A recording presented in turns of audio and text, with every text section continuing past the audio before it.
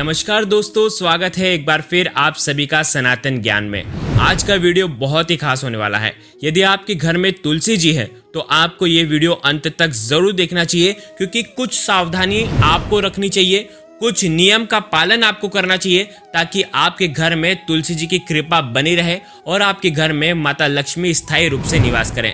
तुलसी जी में कौन सा जल आपको नहीं चढ़ाना चाहिए, तुलसी जी के क्या नियम होते हैं, यदि आप इनका पालन नहीं करते हैं ना तो आपके घर में बर्बादी आती है, कंगाली आती है, घर में गरीबी स्वतः ही चली आती है। तो कुछ नियमों का पालन करना चाहिए कि इन महिलाओं को तुलसी जी की पूजा करनी चाहिए, नहीं तो घोर अनर्थ हो जाता है। तो कुछ सावधानी आपको रखनी चाहिए। तो आज के वीडियो बिल्कुल ध्यान से समझना।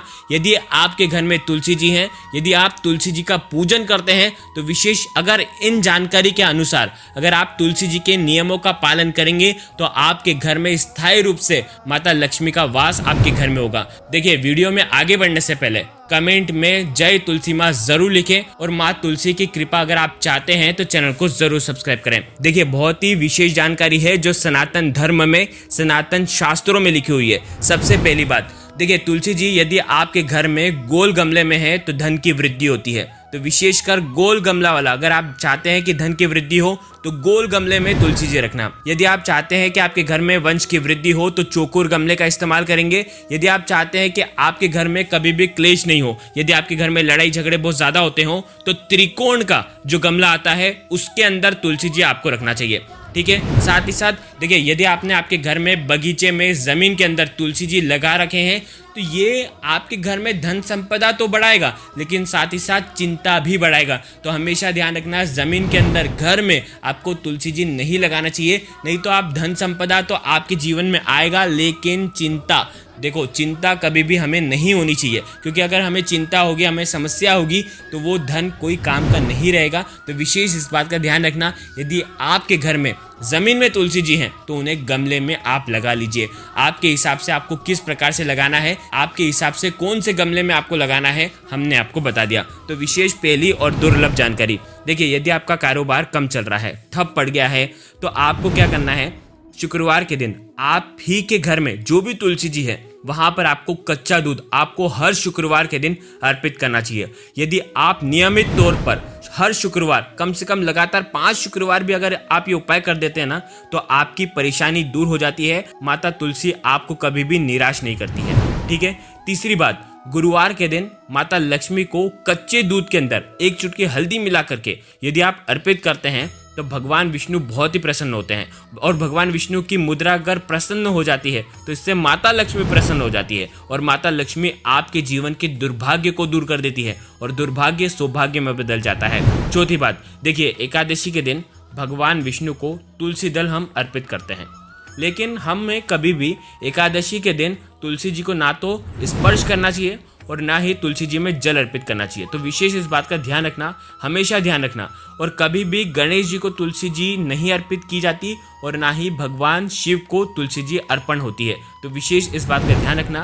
पांचवी बात, कई बार क्या होता है कि बहुत सारे लोगों के घर में शिवलिंग होते हैं और शिवलिंग का अभिषेक करते हैं, कई महीनों में एक बार भी करते हैं कई लोग। तो भगवान शिव का शिवलिंग का अभिषेक का जो जल है वो तुलसी जी में अर्पित कर देते हैं, और वो ऐसा करके घोर पाप बांध लेते हैं। तो कभी भी आपको भगवान शिव का चढ़ा हुआ जल तुलसी जी में अर्पित नहीं करना है। छठी बात, यदि आपके बच्चों को बुरी नज़र लग चुकी है या आपके घर में किसी भी व्यक्ति को गलत नज़र लग चुकी है, तो नज़र उतारने के लिए आप क्या करेंगे, तुलसी जी के 3 पत्ते आप लेंगे, साथ में लेंगे 1 काली मिर्ची, आप आपकी मुट्ठी बंद करेंगे और उसके बाद जिस भी व्यक्ति को नज़र लगी है उस व्यक्ति के ऊपर से 7 बार इसका उतारा करना है। और उतारा करेंगे तो घड़ी की दिशा में करेंगे, ठीक है, क्लॉकवाइज करेंगे, सीधा उतारना है। और उसके बाद उतारने के बाद ये जो काली मिर्ची है और ये जो 3 पत्ते हैं तुलसी जी के, ये आप किसी भी नदी में प्रवाहित कर सकते हैं या तो आप तालाब में प्रवाहित कर सकते हैं। साथ ही साथ ये किसी भी मंदिर के आंगन में जहाँ कहीं भी तुलसी जी है,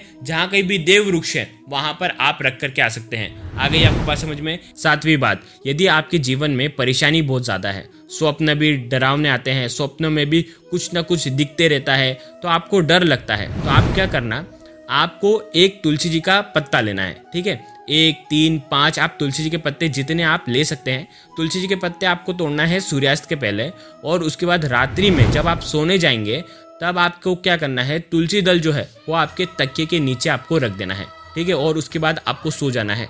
अगले दिन आप सुबह उठ करके स्नान आदि करने के बाद जब भी आप घर से निकलेंगे तब आपको तुलसी जी का वो पत्ता उठाना है और आपको किसी भी बहते हुए जल में आपको प्रवाहित करके आ जाना है। यानी कि नदी होना चाहिए, तालाब नहीं होना चाहिए। यदि आप ऐसा करते हैं तो आपकी बुरी शक्ति जो है आपके ऊपर वो हट जाती है। आपकी परेशानी जो है, जीवन में जितनी भी परेशानियां हैं वो दूर हो जाती है। साथ ही साथ आपको डरावने सपने भी नहीं सताते हैं। 8वीं बात, यदि आपके घर में तुलसी जी हैं तो हमेशा ध्यान रखना तुलसी जी को लाल चुनरी ओढ़ा करके रखना।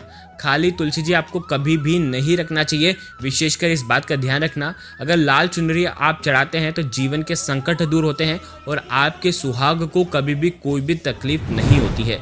9वीं बात, यदि आप सफलता चाहते हैं किसी भी कार्य में, अगर आपको सफलता नहीं मिल रही है तो फिर आप आपके घर में जहाँ कहीं भी तुलसी जी हैं वहाँ पर आपको एक पीला कपड़ा बांध देना है, ठीक है। पीला नाड़ा भी बांध सकते हैं, पीला कपड़ा भी बांध सकते हैं, और ये आपकी सफलता के द्वार खोल देता है। तो ये पीला कपड़ा आपको केवल गुरुवार के दिन बांधना है, ठीक है। गुरुवार के दिन पीला कपड़ा आपको तुलसी जी में बांधना है जो आपके सफलता के द्वार खोल देता है। देखिए 10वीं बात, तुलसी जी में जो आप जल अर्पण करते हैं ना, तो वो पीने लायक होना चाहिए। यानी कि आप स्वयं खुद ग्रहण कर सके वैसा ही जल आपको अर्पित करना चाहिए।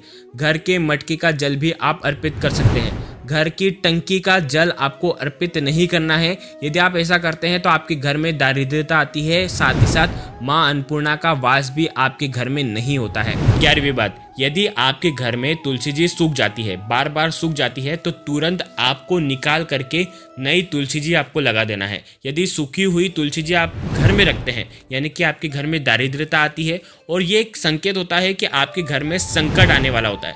तो यदि आपके घर में तुलसी जी सूख रही है तो तुरंत निकाल करके नई तुलसी जी आप लगा दें। और तुलसी जी केवल और केवल गुरुवार के दिन ही लगाते हैं। तो बृहस्पतिवार के दिन आप नया तुलसी जी का पौधा लगा सकते हैं जो आपके घर में सुख समृद्धि लेकर के आता है। और पुरानी जो तुलसी जी हैं वो आप किसी भी नदी में प्रवाहित कर सकते हैं, साथ ही साथ किसी भी पीपल के वृक्ष के नीचे आप रख करके आ सकते हैं। देखिए 12वीं बात, घर में आपको तुलसी जी रखना है पूरब दिशा में, या तो उत्तर दिशा में, या तो उत्तर और पूरब की दिशा में, या तो आप आपके घर की बालकनी में भी रख सकते हैं।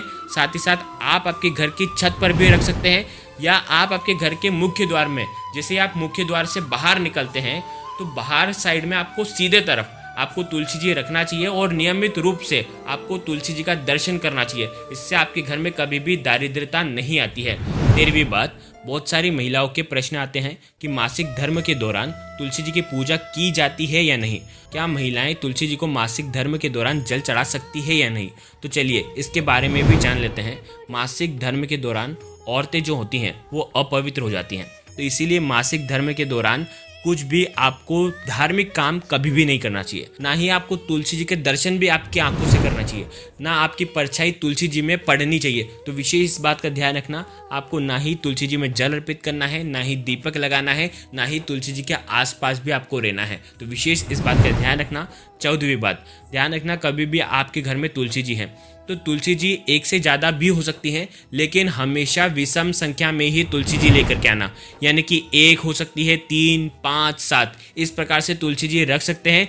2, 4, 6, 8 इस प्रकार से आप तुलसी जी नहीं रख सकते हैं, ठीक है। देखिए 15वीं बात, तुलसी दल कभी भी आपको एकादशी के दिन नहीं तोड़ना है, रविवार के दिन भी नहीं तोड़ सकते, सूर्य ग्रहण के दिन भी नहीं तोड़ सकते, द्वादशी के दिन भी नहीं तोड़ सकते, चंद्र ग्रहण के दिन भी नहीं तोड़ सकते, संक्रांति के दिन जब सूर्य राशि परिवर्तन करते हैं तब भी आप तुलसी जी नहीं तोड़ सकते हैं। तो विशेषकर इन दिन का ध्यान रखना, एक दिन पहले तुलसी दल आप तोड़ करके रख सकते हैं।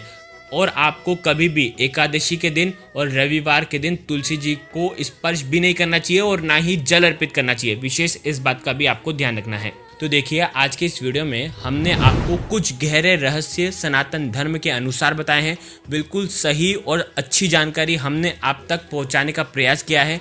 यदि आपको वीडियो अच्छा लगा हो तो कमेंट में जय माँ तुलसी ज़रूर लिखें और चैनल को ज़रूर सब्सक्राइब करें। धन्यवाद।